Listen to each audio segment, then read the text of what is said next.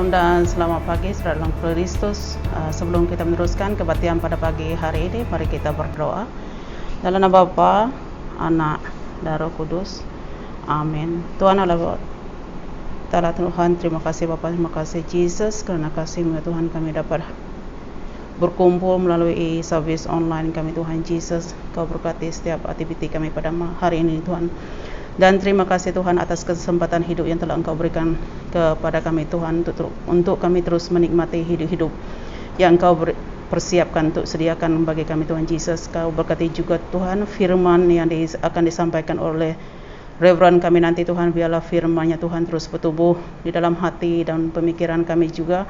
Dan biarlah Tuhan kami dijadikannya pelaku bagi firman-Mu Tuhan Yesus. Terima kasih Bapa, terima kasih Yesus, terima kasih Roh Kudus. Dalam nama Yesus kami berdoa dan mengucap syukur.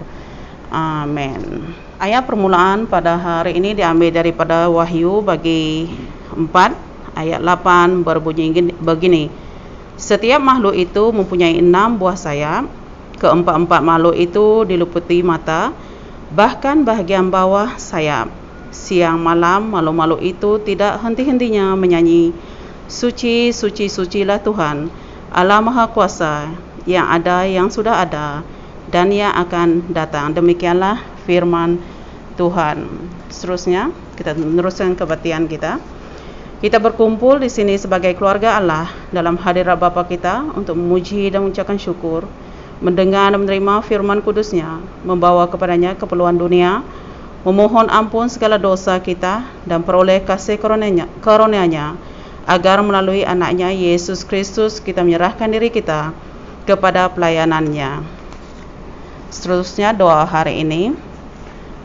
Allah yang Maha Kuasa dan Maha Kekal, Engkau memberi kami hamba-hamba-Mu kasih karunia, dan melalui pengakuan iman benar kami mengakui kemuliaan Trinity yang kekal serta dalam kuasa ilahi-Mu yang agung.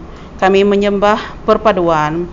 Peliharalah kami dalam keteguhan iman ini, agar kami dilindungi daripada segala kecelakaan buat selama-lamanya. Melalui Yesus Kristus anak-Mu Tuhan kami, yang hidup dan memerintah dengan Engkau dalam kesatuan Roh Kudus, Allah yang Esa, sekarang dan selama-lamanya. Jika kita berkata bahawa kita tidak berdosa, maka kita menipu diri kita, dan kebenaran tidak ada pada kita. Jika kita mengaku dosa kita, Allah yang setia dan adil akan mengampunkan dosa kita dan menyucikan kita daripada segala yang salah dan yang tidak benar. Oleh yang demikian, marilah mengaku dosa kita kepada Allah yang Maha Kuasa. Pengakuan dosa umum. Allah yang Maha Kuasa, Bapa kami di syurga, kami telah berdosa terhadap Engkau dan manusia, baik dalam fikiran, perkataan dan perbuatan, melalui kelalaian, kelemahan dan kesalahan kami sendiri yang disengajakan. Kami benar-benar menyesal dan bertaubat akan segala dosa kami. Oleh sebab nama Yesus Kristus mati untuk kami, ampunkanlah segala dosa kami yang lepas, dan semoga kami melayani Engkau dalam kehidupan yang baru, demi kemuliaan nama-Mu. Amin. Mari kita sama-sama sebut absolution ini. Allah Maha Kuasa yang mengampuni mereka, Ia benar-benar bertobat, mengasihani kita, mengampuni dan membebaskan kita daripada segala dosa kita, menetapkan dan menguat kita dalam segala kebaikan, serta melihara kita dalam kehidupan kekal. Melalui Yesus Kristus Tuhan kita. Amin.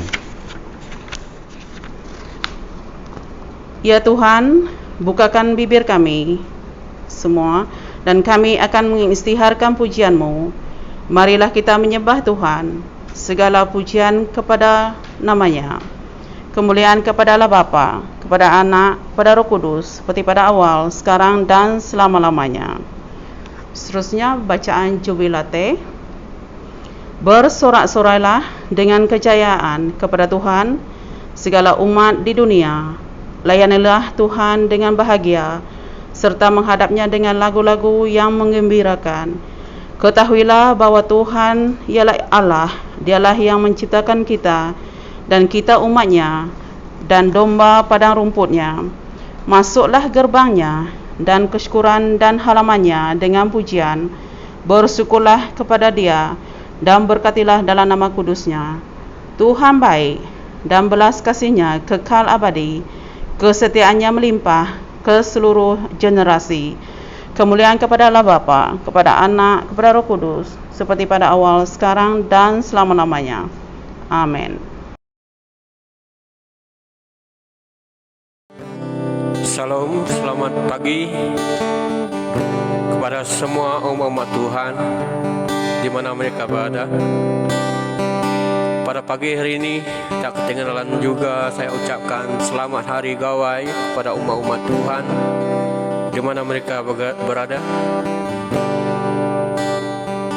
Walaupun kita dalam keadaan sebegini, dalam PKP, tidak ketinggalan juga kita sentiasa memuji dan meninggikan nama Tuhan. Begitu juga agar Tuhan sentiasa memberkati dan melindungi kita. Mari kita sama berdoa. Tuhan Allah Bapa yang dikemuliakan, ditinggikan kami di dalam surga. Tuhan, Engkau memberkati setiap kami. Di dalam pujian ini Tuhan, Kau kuatkan kami, Kau menyertai kami. Roh Kudus Tuhan mengurapi kami. Begitu Tuhan, Kau memberkati semua umat Tuhan di mana mereka berada. Tuhan menyertai mereka, Tuhan bersama mereka. Haleluya Yesus. Begitu Tuhan, Engkau memberkati semua umat Tuhan yang meninggikan nama Tuhan pada masa ini, baik di rumah, tempat kerja. Tuhan memberkati mereka. Ya Tuhan, yang lemah Kau kuatkan Tuhan, yang sakit Kau sembuhkan pada masa ini. Jauhilah kami dari gejala-gejala penyakit yang tidak baik ini Tuhan, dan bungkuslah kami dengan darah suci-Mu semasa kami merentangi badai ini Tuhan. Oh haleluya Yesus, terima kasih Tuhan, sebab Tuhan, Engkau Tuhan yang baik, Tuhan yang setia. Allah-Mu sentiasa bersama kami. Haleluya Yesus. Dalam nama Yesus kami berdoa dan mengucap syukur.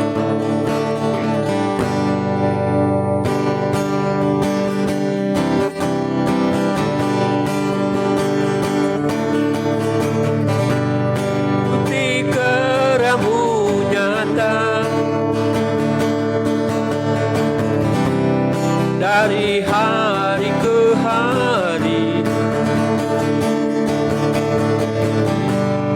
besar cinta-Mu nyata.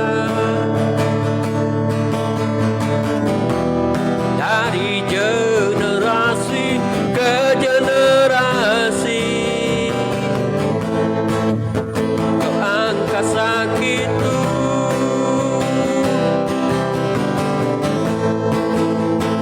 angkat beban hidupku. Tuhan Yesus sungguh baik, sangat baik, amat baik. Tuhan Yesus sungguh dahsyat, sangat dahsyat, teramat dahsyat. Bukti keramu nyata dari hari ke hari, besar cinta-Mu nyata. Dari generasi ke generasi, Kau angkat sakitku,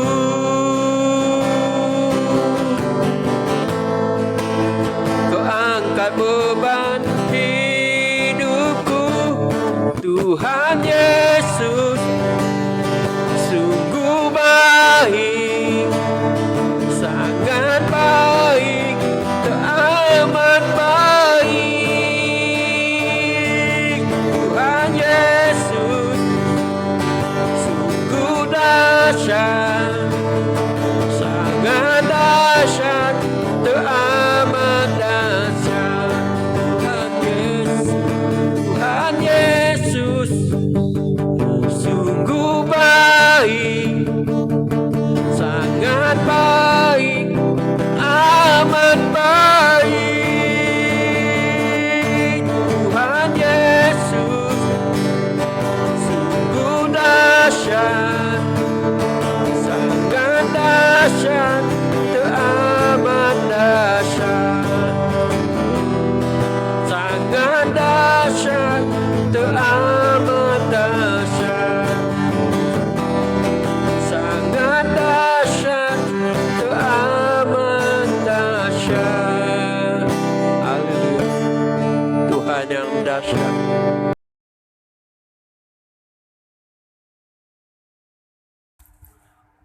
Bacaan Perjanjian Lama diambil dari Yesaya 6 ayat 1 hingga 8.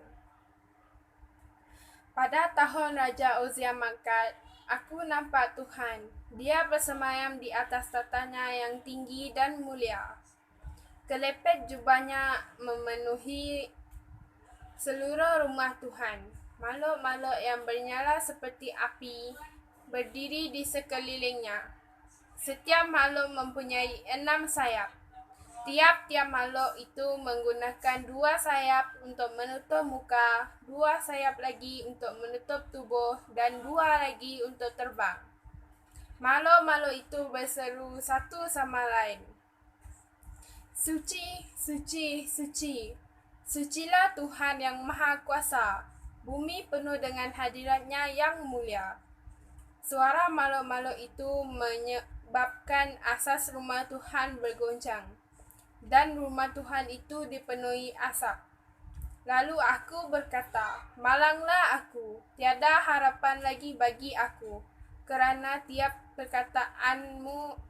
perkataanku itu dosa. Dan aku hidup di kalangan orang yang begitu juga. Namun, dengan mataku sendiri, aku telah melihat Raja, Tuhan yang Maha Kuasa. Kemudian salah satu makhluk itu terbang turun kepadaku membawa bara yang diambilnya dari mazbah dengan sepit. Dia menyentuh bibirku dengan bara itu sambil berkata, bara ini telah menyentuh bibirmu. Oleh itu, kesalahanmu sudah dihapuskan dan dosamu pun sudah diampunkan. Kemudian aku mendengar Tuhan berfirman, siapakah yang akan kuutuskan? Siapa akan menjadi utusanku? Aku menjawab, inilah aku, utuslah aku. Inilah firman Tuhan.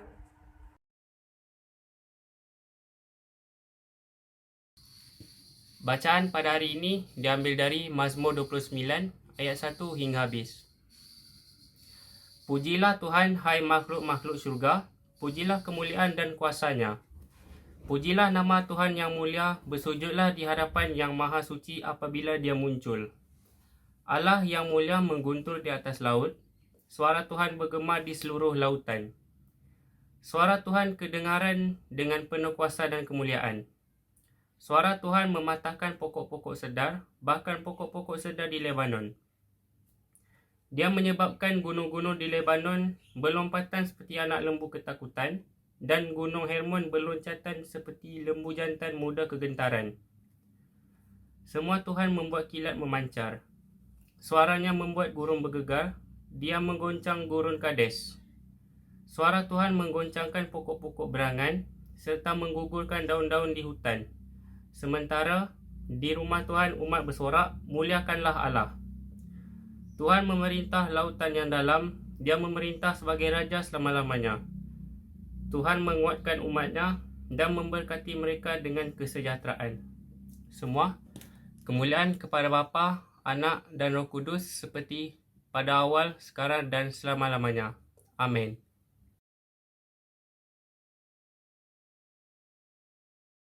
Bacaan Perjanjian Baru diambil dari Roma 8 ayat 12-17. Oleh itu, saudara-saudaraku, inilah kewajipan kita. Kita tidak boleh hidup menurut kehendak tabiat manusia. Jika kamu hidup menurut tabiat manusia, kamu akan mati. Tetapi jika dengan kuasa Roh Allah kamu mematikan semua perbuatan kamu yang berdosa, kamu akan hidup. Orang yang dipimpin oleh Roh Allah ialah anak-anak Allah. Roh yang dikurniakan oleh Allah kepada kamu tidak diperhamba kamu, sehingga kamu hidup dalam ketakutan. Sebaliknya, Roh Allah menjadikan kamu anak-anak Allah dan dengan kuasa Roh Allah kita memanggil Allah, Bapa ya Bapaku. Roh Allah bersama dengan roh kita menyatakan bahawa kita anak-anak Allah.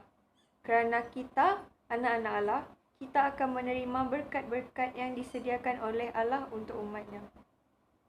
Bersama dengan Kristus, kita juga akan menerima segala yang sudah disediakan oleh Allah untuk Dia, kerana jika kita menderita bersama-sama Kristus, kita juga akan mendapat kemuliaannya. Inilah firman Tuhan. Bacaan Injil hari ini diambil daripada Injil Yohanes bagi 3 ayat 1 hingga 17.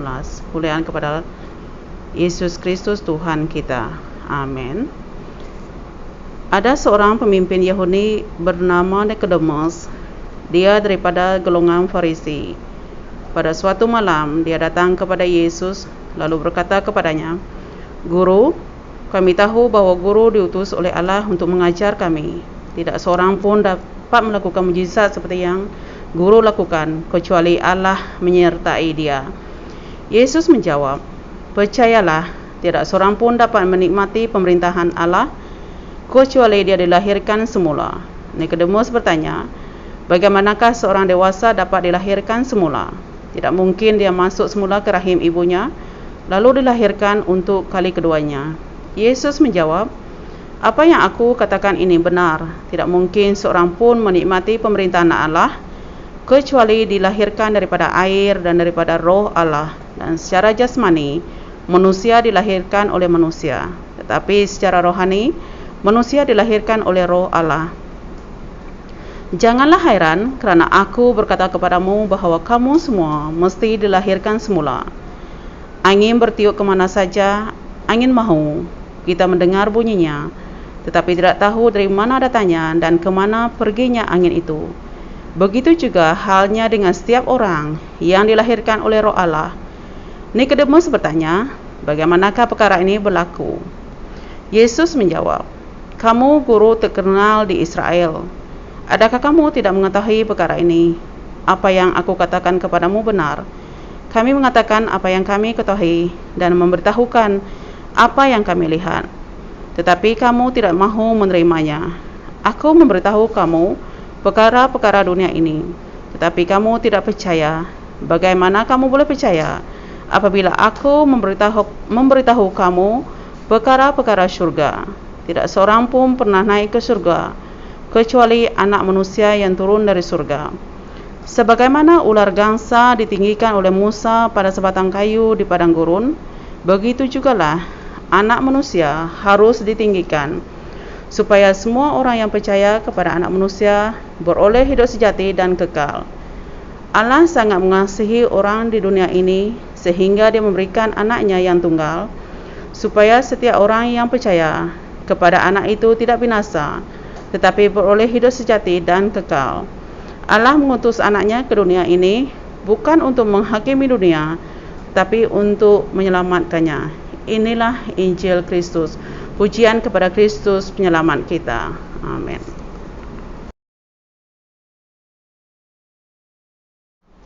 Assalamualaikum, selamat pagi semua dan selamat datang kepada kebaktian online kita kali ketiga waktu PKP 3.0 pada hari ini. Okay. So, kalau kamu ada Bible kamu, sila buka kepada nama yang baca tadi, yaitu itu kitab Nabi Yesaya bagi 6 ayat 1 sampai ke 8. Okey, sampai 8. Okey, saya percaya kita saudara masih ingat kita mula kena PKP ni, lockdown ni pada awal tahun 2020 dulu, bulan Mac, 17 Mac tadi, dan sampai sekarang. Jadi saya percaya tahun 2020 itu khasnya, dan 2021 ini akan jadi satu tahun ingatan kepada kita. Okay, sebab banyak tahun ini benda yang berlaku pada kita pada tahun ini.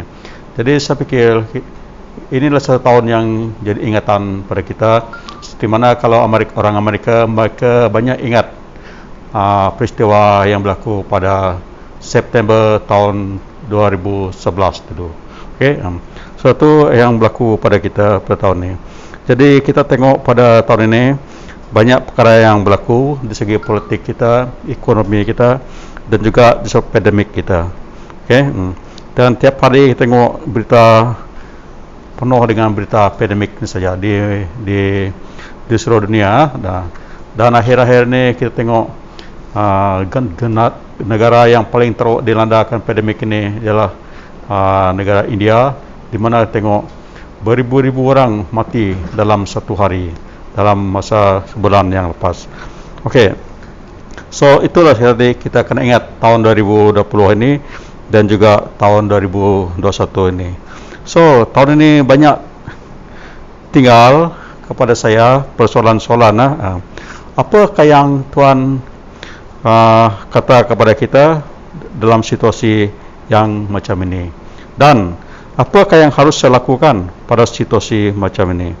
Okay, dan daripada cerita yang kita baca hari ini, kita tengok soalan itu, di persoalan itu diberi kita sedikit harapan di tengah-tengah situasi yang kita gelap kita ini. Okay, jadi gelap. Okay, so kalau saudara ingat, kurang lebih 2 bulan lepas, masa kita masih PKP melalui kebaktian online, perundingan mingguan, saya ada ceritakan tentang seorang Nabi bernama Jonah yang tidak mau membawa mesej tentang kasih karunia Tuhan kepada musuh-musuhnya. Ya, Jonah tidak mau menjalankan misi itu. Sebalik dia pergi melarikan diri. Okay?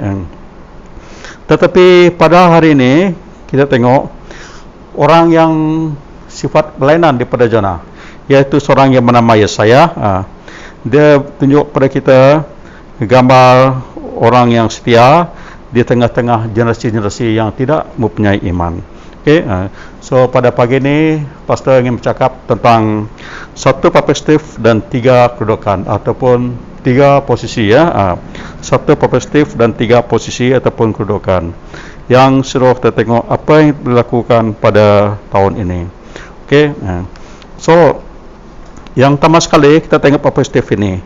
Dia mulai dengan berkata pada tahun itu Yesaya mati, dia kata pada tahun itu. Okay. Kita tengok tadi pada tahun Raja Uzziah mangkat ataupun mati, ya. Kalau kita tengok pakai BM, dia kata Uzziah itu mangkat lah. Tapi kalau kita tengok buku Indon, dia kata matinya Raja Uzziah. Okay. So di startnya perkara berlaku dalam petikan ini daripada ketika Raja Uzziah itu meninggal tadi. Okey, artinya tidak ada kena-mengena lah kalau tengok pada zaman Nabi Yesaya itu, Raja Uzziah itu mati dengan situasi sekarang pada abad yang ke-21 ini. Okey, tidak itu. Tapi di situ kita tengok perkara, di situlah kita tengok dia mula memberedahkan orang-orang Judah dan juga kota Yerusalem ketika itu. Okey, tidak banyak yang kita tahu tentang Raja Uzziah ni. Saya tahu dia hanya memerintah bangsa Judah kurang lebih dalam kadang 40 tahun. Agak lama, 40 tahun. Dan dia juga seorang raja yang baik, yang bagus, dan memimpin orang Judah itu. Dan kita harus tahu juga, Judah itu adalah bangsa Israel dulu. Dulu masa Raja David jadi raja, Judah dan Israel itu adalah satu negara saja. Tetapi sebab mereka ni selalu ada persaingan, jadi mereka ni terbagi pada 2. Israel belah utara dan Judah ni di belah selatan. Okey, itu yang berlaku. So, apabila Raja Uzziah ni sudah meninggal ataupun sudah mati tadi kan, itu sudah datang jadi permulaannya, penghujungnya kehidupan orang bangsa Judah ketika itu. Kenapa seperti itu? Sebab apabila Raja Uzziah sudah meninggal, bangsa Judah itu mereka sudah lemah. Mereka sudah banyak jauh daripada Tuhan. Dan akibatnya mereka itu telah diserang oleh angkatan tentera Assyria dan juga Babylon yang telah menawan mereka dan meloki tanah mereka.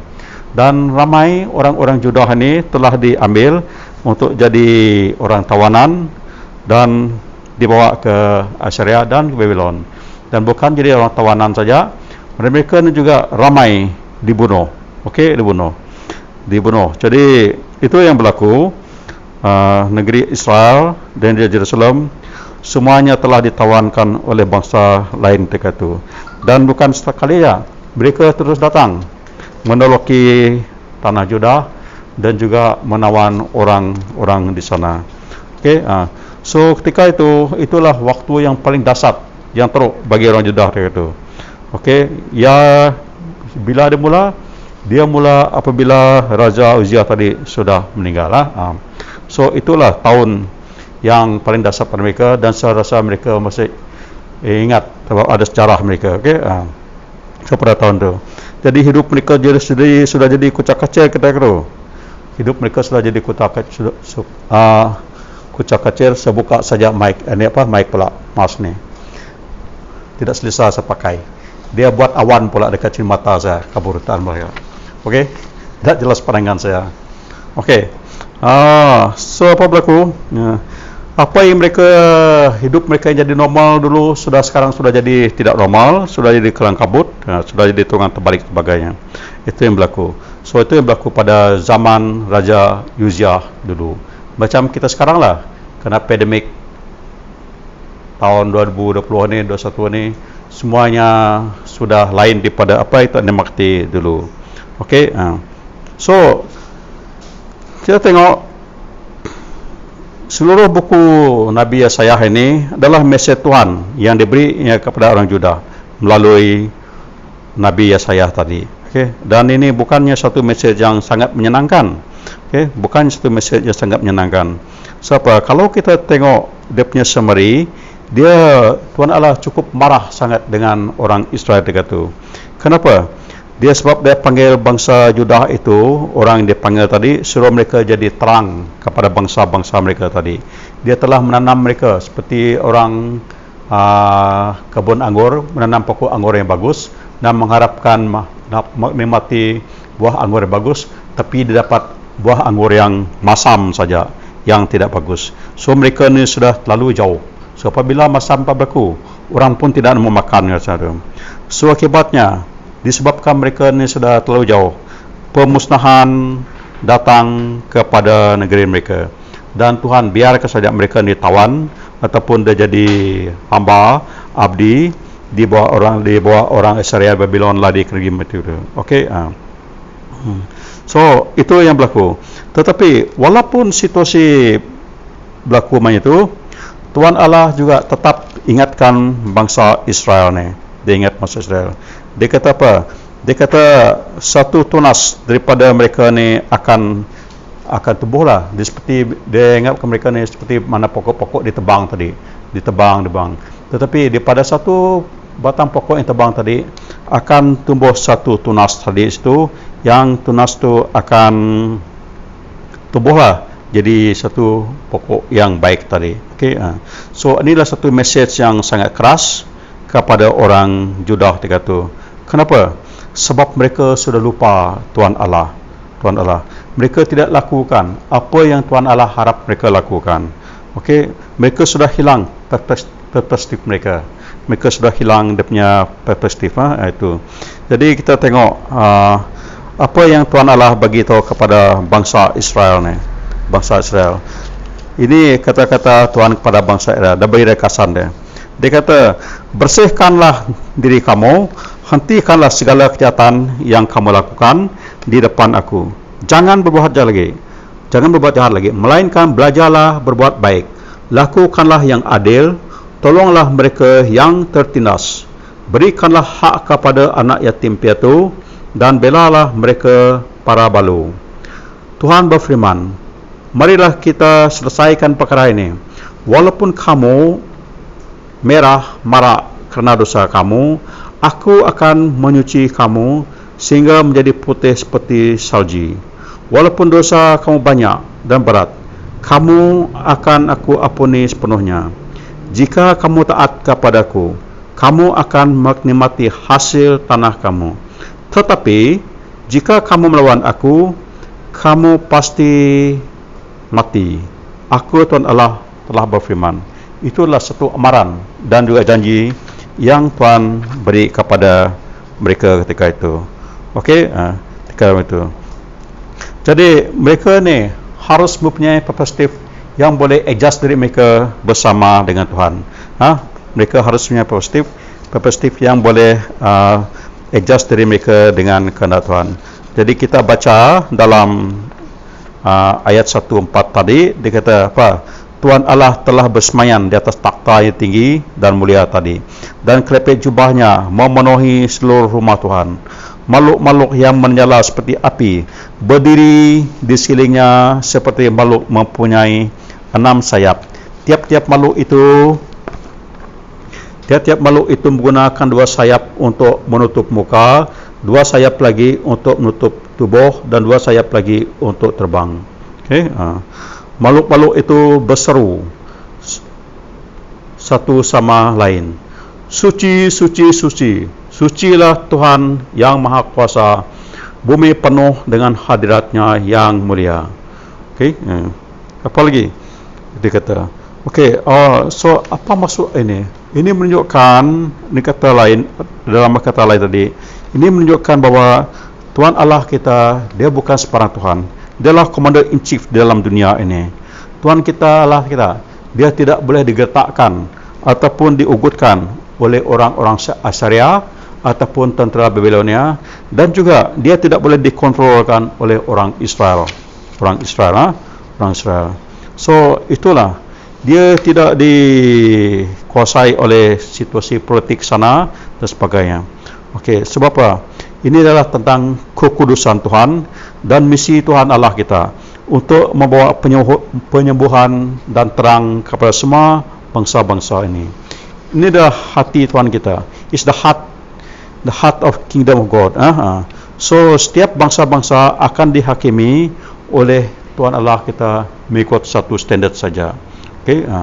Jadi kita tanya diri kita, macam mana sistem keadilan kita? Adakah kita menekan orang yang tertindas? Adakah kita membantu orang yang tidak patuh? Ataupun menolong orang balu-balu sebagainya? Ataupun adakah sistem kita sekarang ini menyuruh orang yang kaya ataupun orang kaya yang berkuasa supaya mereka terus berkuasa dan terus menjadi kaya dengan menggunakan kelemahan orang-orang yang pimpin mereka? Okey, so itulah yang dikatakan oleh Yesus apabila Tuhan Yesus menceritakan tentang perumpamaan memisahkan domba-domba dan kambing dalam Matius 25 ayat 31-46.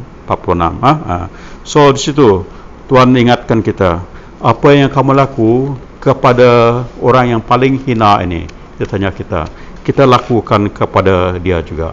So maksud Tuhan sini, dia nak kita melakukan perkara yang adil, sama ada orang termasuklah kepada orang yang paling hina ataupun orang yang disisihkan oleh masyarakat, orang tidak masyarakat. Okey, itu yang Tuhan beri kepada kita. Jadi Tuhan Allah kita sini, dia panggil Nabi saya ini supaya dia menyebarkan message ini untuk bawa perspektif baru kepada bangsa Judah ketika itu. Okey, so soalannya, macam mana kepercayaan kamu jika Tuhan manggil kamu buat perkara macam ni? So tengok macam mana Yesaya respon. Yesaya respon kepada perspektif ini melalui 3 kedudukan ataupun 3 posisi yang Nabi Yesaya tunjuk pada kita. Yang pertama sekali, Yesaya ini tunduk. Dia tunduk, face down. Apabila Yesaya menghadapi Tuhan yang Maha Kudus ini kan, dan perspektifnya, dia tahu dirinya akan dimusnah. Dia tidak sejajar, tidak sepadan dengan kemuliaan Tuhan itu. So apa yang saya cakap? Dia kata macam ni, malangnya aku, tiada harapan lagi bagiku, kerana tiap-tiap perkataan itu berdosa, dan tiap-tiap perkataanku itu berdosa, dan aku hidup di kalangan orang yang begitu juga. Okey, namun dengan mata aku sendiri aku telah melihat Raja, Tuhan yang Maha Kuasa. Tengok, tapi apabila Nabi saya tengok kemuliaan Tuhan, dia ingat dia tidak ada harapan mati. Sebab kalau kita tengok firman Tuhan ni daripada Nabi Moses tu, orang tidak boleh tengok Tuhan. Kalau tengok Tuhan, orang tu akan mati. Itulah sebab tadi serafim itu mempunyai 6 sayap tadi. 2 sayap dia kena tutup muka dia, 2 sayap kena tutup kaki dia, 2 sayap terbang. Sebab dia tidak harusnya melihat kemuliaan Tuhan. Okay? Tapi Nabi saya sekarang dia lihat. Supaya melihat apa? Dia tunduk sini. Dia berseru. Dia kata tadi, malangnya aku, tiada harapan lagi bagiku, kerana tiap-tiap perkataanku itu berdosa, dan aku hidup di kalangan orang yang begitu juga. Namun dengan mata aku sendiri, aku telah melihat Raja, Tuhan yang Maha Kuasa. Okey. Apa maksud Nabi Sayyam itu? Okey, dari kedudukan Nabi Sayyam ni kita boleh mengata dia buat pengakuan, itu satu confession, menunjukkan dia bertobat, dia aku dia mulut dia tu kata-kata yang berdosa, bukan mulut dia cakap, tapi daripada hati dia tu banyak najis yang kotor situ. Dan juga dia sadar diri dia tinggal bersama-sama dengan masyarakat yang penuh dengan dosa, masyarakat yang najis ketika itu. Okey, ini menunjukkan Nabi saya ini kata tadi dia ada mempunyai perasaan sesal, perasaan remorse dengan cara tadi. So sebab dia tinggal dengan masyarakat yang berdosa tadi. So Nabi saya ini bertindak dengan menutup muka tadi ataupun face down tadi. Itu yang pertama sekali. Okey, yang kedua, kita tengok kedudukan Nabi saya ini, dia mempunyai hati yang terbuka. Okey, terbuka. Apabila dia cakap itu tadi, apa berlaku? Kita tengok sini, okey, ayat 6. Dia kata, makhluk itu terbang turun kepadaku, membawa bara yang diambil dari masbah dengan sepit. Dia menyentuhkan bibirku dengan bara itu sambil berkata, bara ini telah menyentuh bibirmu. Oleh itu kesalahan kamu sudah dihapuskan dan dosa kamu pun sudah diampunkan. Apa maksudnya sini? Coba kau bayangkan apabila orang ambil bara buah ke mulut kamu. Macam mana? Kalau mau coba, kalau mau coba bolehlah rasa. Sebab orang kita suka barbecue. So apabila barbecue tu coba kau ambil sepit, tu habis itu kau makan bara tu. Tengok apa berlaku. Tetapi dalam petikan ini tengok bara tu tidak membakarkan mulut Nabi saya. Okey, sebaliknya apa? Bara tadi mencerminkan bahawa saya itu telah dicucikan, dia dikuduskan. Okey, dia telah mencucikan kudusnya. So bara tadi telah membakarkan sampah-sampah najis-najis yang keluar daripada mulut, yang daripada hati dia tadi. Okey, artinya Tuhan Allah telah melakukan pembedahan jantung atau pembedahan jati, pembedahan hati kepada Nabi saya ni. Dia tukarkan hati yang tidak bagus tadi dengan hati yang baru. Itu spiritual surgery, pembedahan rohani yang Tuhan lakukan kepada Nabi saya ni. So sekarang hati Nabi saya itu sudah orang kata aligned ataupun sejajar dengan perspektif yang baru tadi. Dia sudah mempunyai hati yang baru tadi, open heart tadi. Itu yang berlaku pada Nabi saya. Dia punya hati yang baru ataupun open heart tadi. Yang ketiga, kita tengok kedudukan Nabi saya ini. Apabila Tuhan Allah berfirman, tanya kepada dia kata, siapakah yang akan aku utuskan? Siapakah yang menjadi utusanku? Kita tengok Nabi saya jawab, ayat 8, inilah aku, utuslah aku. Menunjukkan apa? Nabi saya nak angkat tangan. Tuhan tanya dia. Tuhan tanya satu soalan, siapakah yang akan kuutus? Siapakah yang menjadi utusanku? Dia angkat, Tuhan, saya pergi Tuhan, dia kata. Macam itulah, dia angkat tangan tu. Saya tidak tahu, dia angkat satu tangan ataupun dua tangan. Tapi itu dia angkat, dia angkat tangan. Dia angkat tangan dia. So, jadi, kita harus ingat bahawa message yang Tuhan sudah disampaikan kepada orang tadi, bukan message yang senang. Bukan message senang. Bukan message senang. Ini bukan macam message kita selalu cakap dalam gereja, orang kata prosperity gospel, bukan macam itu.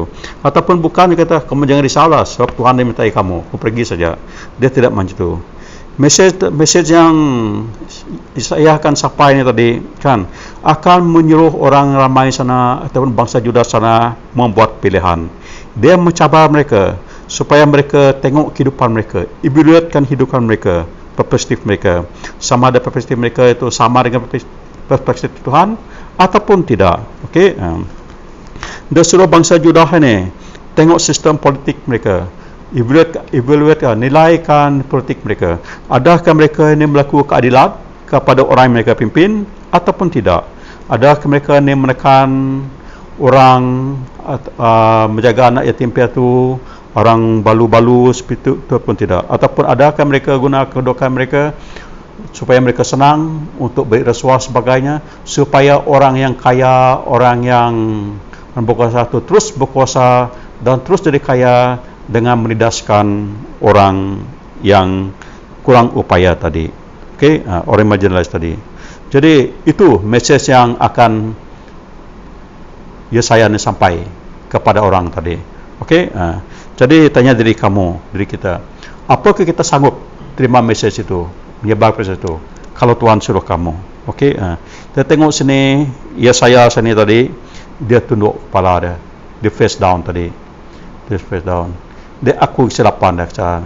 Kemudian dia diberi hati yang baru tadi, dia dicuci, dibersihkan dengan kasih Tuhan tadi. Lepas tu dia surrender, dia angkat tangan dia kepada Tuhan. Dari sini saya Tuhan, utuskan saya, dia kata. Okay, so itulah yang berlaku tadi. Jadi kita saudara, kita sekarang menghadapi pandemik ni daripada tahun lepas sampai tahun ni, kan?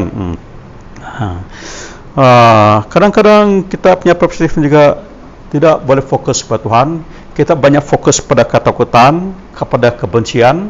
Bila teringat orang perang sana sini ataupun apa saja berlaku dalam politik kita, dan kita juga fokus kepada kuasa, ingin menguasakan satu sebagainya. Okey, dan kita tengok semua perkara yang berlaku pada tahun 2020 ni dan 2021 ini, banyak perkara yang menyedutkan apa benda yang baik pada kita untuk bawa kita kepada situasi yang lebih dahsyat atau lebih teruk tadi, dan kita semua dalam situasi itu. Okey, tapi doa saya adalah supaya kita boleh seperti Nabi Yesaya ini tadi, supaya kita boleh mempunyai perspektif yang lebih luas lagi. Okay? Dan kita ni sebagai murid Yesus ini, sebagai murid Yesus, kita dipanggil kepada kerajaan Allah, dan kita harus ingat bahawa kita ni diberkati supaya kita boleh memberkati orang lain. Okey, dan kita juga sebagai murid Yesus ini, kita ni telah diampun dan dibebaskan oleh raja daripada segala raja tadi, raja yang benar. Dan kita juga dipanggil supaya kita menjadi garam dan terang dalam dunia ini. Dan kita juga dipanggil supaya kita boleh jadi bencana ataupun jadi alat untuk membawa air anggur Tuhan yang manis kepada semua orang, tidak kira siapa saja mereka. So, macam mana kedudukan kita sekarang? Apakah kita sanggup melakukan perkara itu?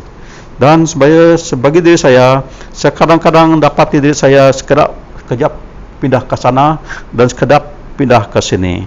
Okey, tapi kita harus ingat bahawa kita harus mempunyai perspektif tentang kerajaan Allah ini, dan kita harus tunduk kepala kita kepada Tuhan, minta Tuhan selalu menyuci kita, membersihkan kita daripada segala najis-najis yang selalu ada dalam hati kita, dan supaya kita juga punya hati yang telah diubahkan oleh Tuhan seperti mana diubahkan hati Nabi Yesaya tadi. Okey, supaya kita boleh fokus kepada diri kita, kepada kasih Tuhan, dan kita boleh angkat tangan kita dan berkata seperti mana Nabi Yesaya tadi, inilah aku, utuskanlah aku. Okey, jadi saudara-saudara hari ini, di manakah saudara hari ini? Apakah saudara sanggup pergi bila Tuhan panggil saudara? Okey, jadi tahun ini kita belum ada AGM lagi. Saya tidak tahu bila kita akan ada AGM. Mungkin bulan Jun ini atau bulan Ogos macam tu lepas. Disebab PKP ini kita tidak boleh beribadah ramai-ramai, kan? Dan latest message yang kita dapat daripada Menteri Perpaduan kita, dikata hanya 5 orang saja dibenarkan beribadah. Jadi macam mana boleh ada AGM? Tapi saya minta, kalau kita ada AGM nanti, kalau ada undi kamu ataupun calon kamu jadi pemimpin, saya tanda kamu tarik tangan. Harus berani macam Nabi saya tu. Inilah saya, utuslah saya. Kalau saya panggil kamu jadi leader, kamu harus berani jawab, inilah saya, utuslah saya berani jawab. Kita tidak boleh selalu mengelakkan saja. Amin. Kalau tidak, kita tidak boleh membawa kasih Tuhan ini kepada orang sekeliling kita. Dan kita juga tidak boleh jadi alat untuk membawa air anggur yang manis, iaitu kasih Tuhan, kepada orang sekeliling kita. Jadi, tanya diri saudara, Di mana kedudukan saudara pada hari ini selepas saudara membaca petikan daripada kitab Nabi Yesaya ayat 1 sampai 8 tadi? Adakah saudara sanggup berkata seperti mana Nabi Yesaya tadi, ini saya, utuskanlah saya. Okay? Mari kita berdoa. Bapa di surga alam kuasa, tersyukur dan kasih Tuhan, kerana dengan kasih kurnia-Mu bawa kami ke sini, kami dapat adakan kebaktian online Tuhan. Dan Tuhan, saya berdoa supaya pimpin kami Tuhan, beri ke kami perspektif yang baru Tuhan, seperti mana yang ada pada Engkau Tuhan, supaya kami punya perspektif yang sejajar dengan kehendak-Mu Tuhan. Terima kasih Bapa. Dan Tuhan, kami sekarang masih tinggal dalam situasi yang tidak menentu Tuhan, tapi saudara Tuhan, Kau pimpin kami Tuhan, supaya apa yang kami lakukan Tuhan boleh diterimakan Kau dan boleh menyenangkan Kau Tuhan. Biar kami menjadi alat-Mu Tuhan untuk bawa berita baik kepada orang sering kami dan juga masyarakat kami Tuhan. Terima kasih Bapa, sekali syukur beri padamu. Dalam nama Tuhan Yesus saya bersyukur. Amin.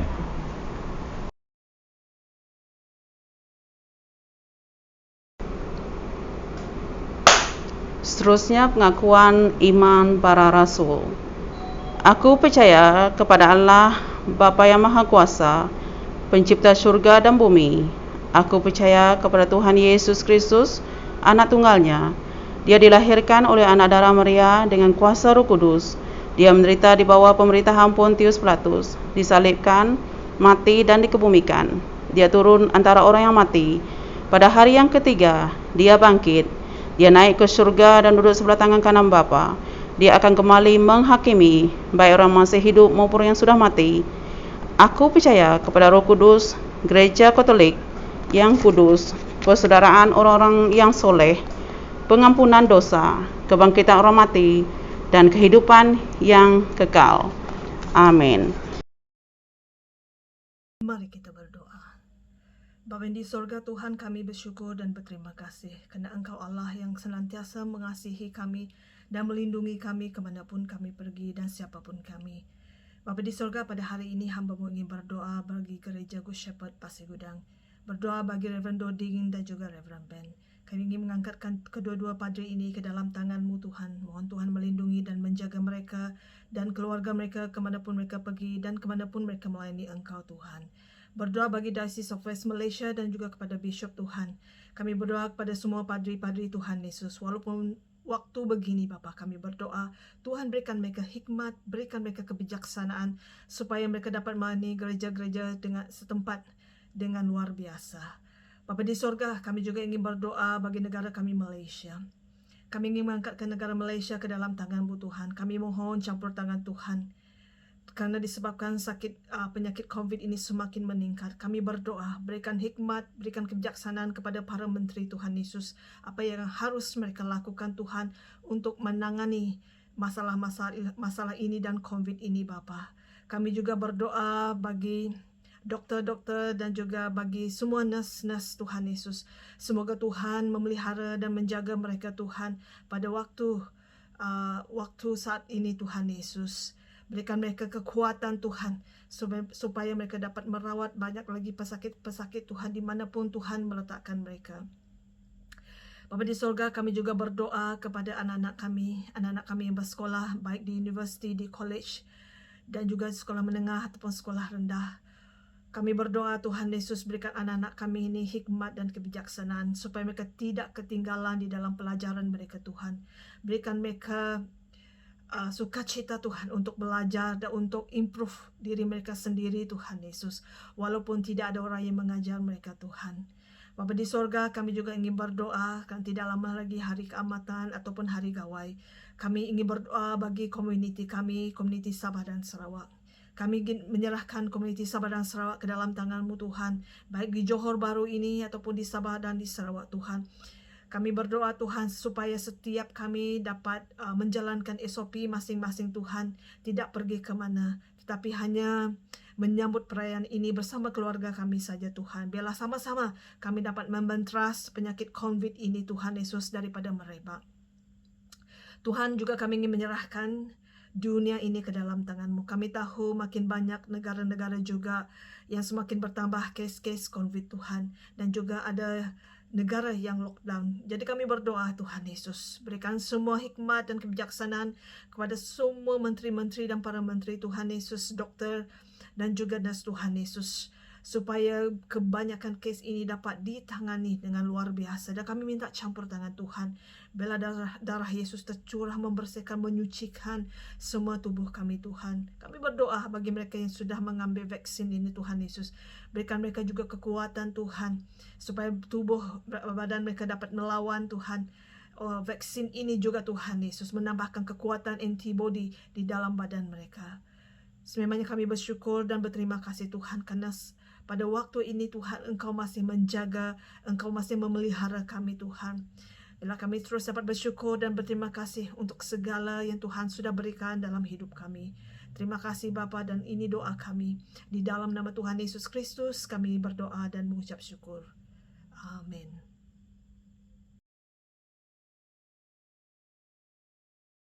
Marilah kita berdoa seperti yang diajar oleh penyelamat kita. Bapa kami yang di syurga, kuduskanlah namamu, datanglah kerajaanmu, kehendakmu dilaksanakan di bumi seperti di surga. Berilah kami pada hari ini makanan kami seharian. Ampunkanlah dosa kami seperti kami mengampuni mereka yang berdosa terhadap kami. Janganlah bawa kami dalam pencobaan, tapi selamatkan kami daripada kejahatan. Kerana kerajaan, kuasa dan kemuliaan milikmu sekarang dan selama-lamanya. Amin.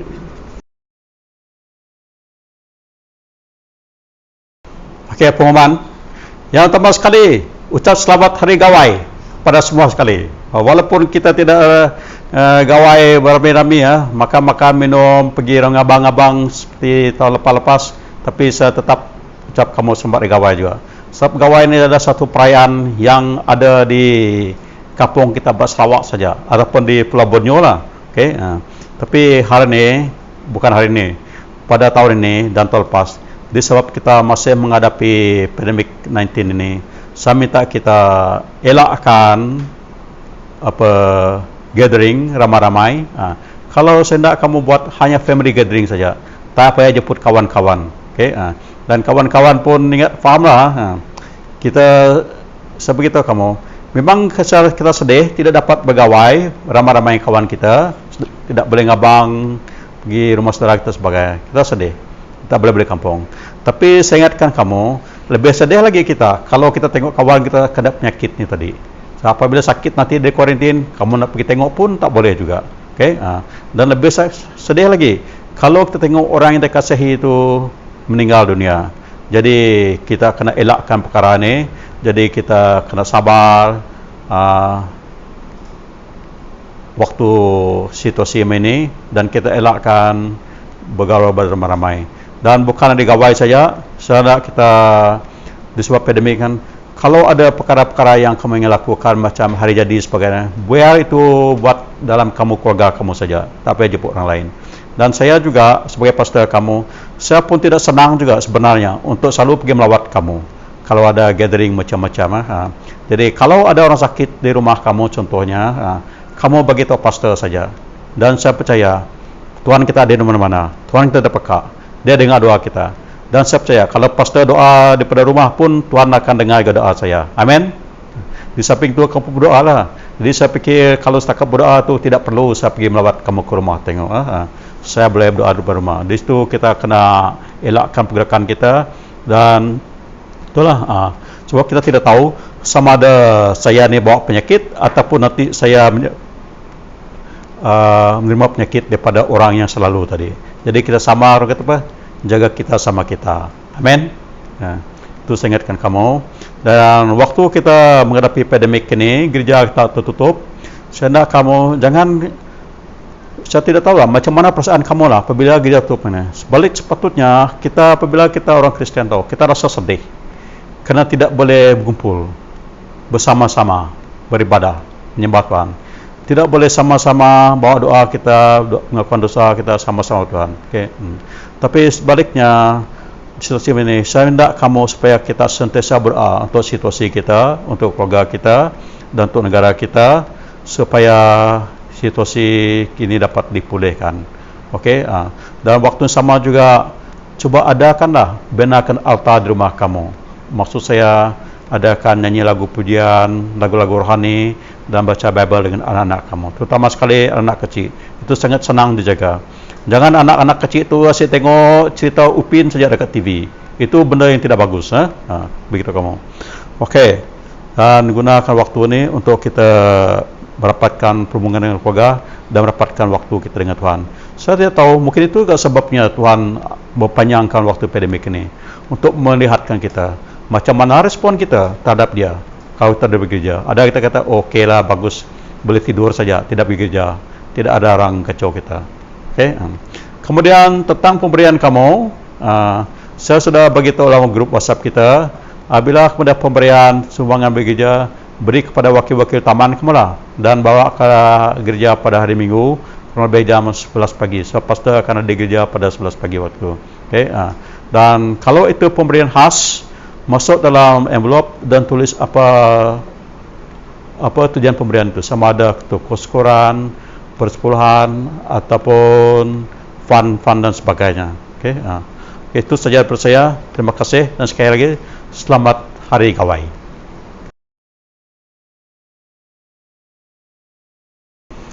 Semoga kasih kurnia Tuhan kita Yesus Kristus dan kasih sayang Allah dan persekutuan Roh Kudus beserta kita selama-lamanya. Amin. Pergilah dengan damai sejahtera, melayani dan mengasihi Tuhan dalam nama Kristus. Amin.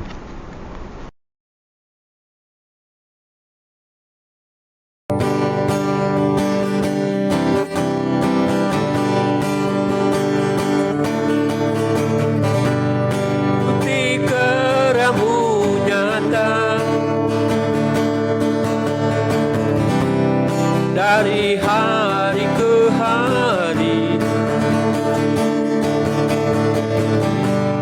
besar cintamu nyata.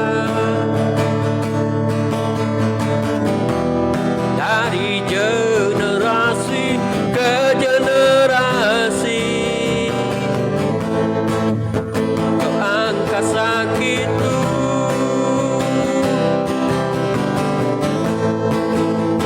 angkat beban hidupku.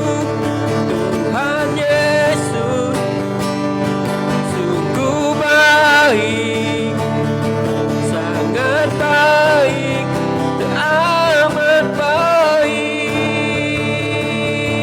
Tuhan Yesus sungguh dahsyat, sangat dahsyat, teramat dahsyat. Bukti keramu nyata dari hari ke hari, besar cintamu nyata. Dari generasi ke generasi, kau angkat sakitku,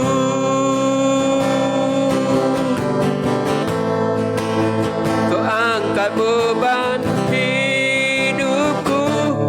Tuhan Yesus sungguh baik, sangat baik, teramat baik.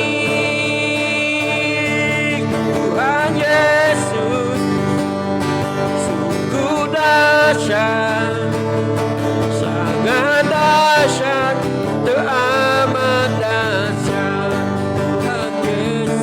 Tuhan Yesus sungguh baik, sangat baik, amat baik.